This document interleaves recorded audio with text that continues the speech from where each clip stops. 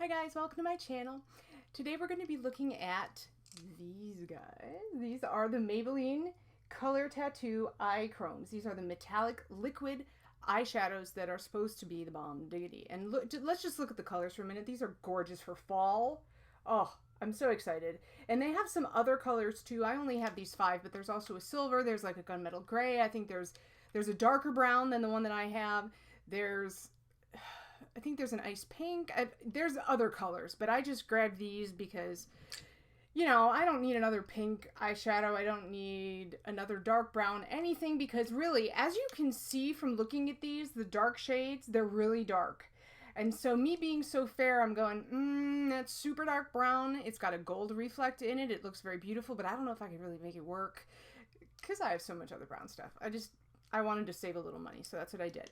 Now, what I'm going to do is I'm going to show you how they behave on the skin, but you're not going to get to see them on my eyes because, well, we'll get into that. So let's start with the purple one. This is Sharp Purple, and actually I already swatched it before I started rolling. Now, as you can see, it is very dark. It went on a little clumpy, but part of that is because I'm using this doe foot applicator on my hand, you know, in a weird position. So when I applied this on my eyes, I did not find that it went on clumpily. It was very smooth and it was very even pigmentation. There are some people who have thought that some of these shades are patchy, but I don't really. The issue for me is that they really do dry within seconds. So you need to have a plan. You can't just put some stuff on your lid and mess around with it and play. No, not with this stuff. You have to know where you're going to put it and in what order are you going to put your eyeshadows on, because you're going to have literally about 5 seconds to blend before it sets.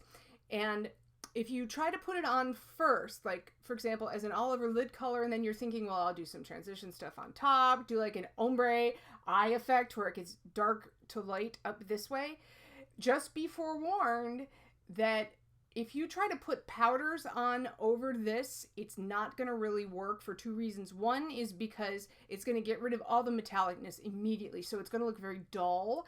And also, these have a slightly rough texture to them once they're dried. They don't look rough unless you cover them with powder, but if you try to put a powder over it and blend, you're going to have a dog of a time trying to get the powder to blend over the dried liquid. It's not like putting a powder over a cream where you can kind of blend. No, you can't do that. So for me personally, I think the way I'm going to end up wearing these is, number 1, maybe as eyeliner. And also number 2, in the way that I just described, kind of on the lower half of my lid and then just going up, rather than doing a cut crease, or rather than doing like from dark to light this way. Because I also tried that technique with the emerald one this morning, and it just was not, it didn't work. It was bad. It was bad. I thought I would do like the emerald with some coppery shades and then going up to like a pearl transition shade. And I mean, the color palette was gorgeous. I was using like MAC coppering and saddle. And unfortunately, it's just basically impossible to blend these into another color unless the other color is already there and this is the last thing that you do. So just be forewarned before you sit down and do your whole face and you try to make a workable makeup look. Play around with it first. Slap some primer on your eyes in the middle of the night. That's what I did. I couldn't sleep, so I played with makeup, right? And try to figure out how you're going to make it work, because these are not easy to use. Okay, moving on. This is the emerald shade. It is called Electric Emerald. The shade names on these are not terribly original. Okay, let's see if I can swatch. Kind of like that. So it's a very gorgeous emerald color. It might look a little streaky, but that's again because of my hand. You know, like I have some kind of like, I have visible like tendons through my hands. So it's not going to do that to you on your eye. It's just that like my hand is actually very kind of bumpy, right? Okay, so that's the emerald one. Then we're on to the blue. This is called Bold Sapphire, which I kind of think is a little misleading because it's pretty dark. I would think of sapphire as being more of a royal blue color, but whatever, maybe that's just me. And here we go with this one. Bam. like so. So you can see that they're pretty, you know, they're pretty pigmented and they go on pretty nicely. And I don't have a primer on my hand or anything. The doe foot, though, it is a little bit inconvenient because it's really hard to get precision, you know, on a small area of your eyelid using a doe foot. So you're probably going to want to put some on your hand and then immediately take a brush. And I do mean immediately. Like, you should have your brush ready to go. And you just put a little bit on your hand and then you take your brush and you pat it on. But you have to work really quickly. Now, those are the two shades I got last night. Here's what I got today. I got these two. Like, I literally just came in the door after buying these. So we have Bronze Sheen is the darker one. I'm going to try to swatch it on my other hand. Bear in mind, I'm doing this with my right hand. I am left-handed. This could be a disaster. Okay. Boom. Good. That's gorgeous. That's very gorgeous. Very, very smooth application. I'm going to like that one a lot. And then this is the Khaki. It's called Khaki Cool with a K. All right. Kind of like, wait, I messed that up. That was my fault. Sorry, guys. There we go. I didn't have the doe foot oriented correctly. And you can see how shiny they are, right? Very, very nice. Very nice.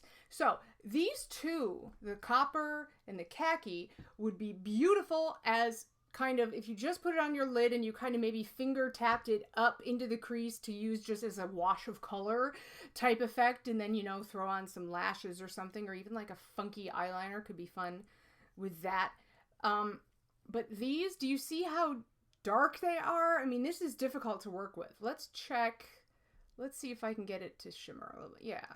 So they are metallic. You can see the metal effect there, although these seem to be much more metallic. Like, this is, look at that. Bam.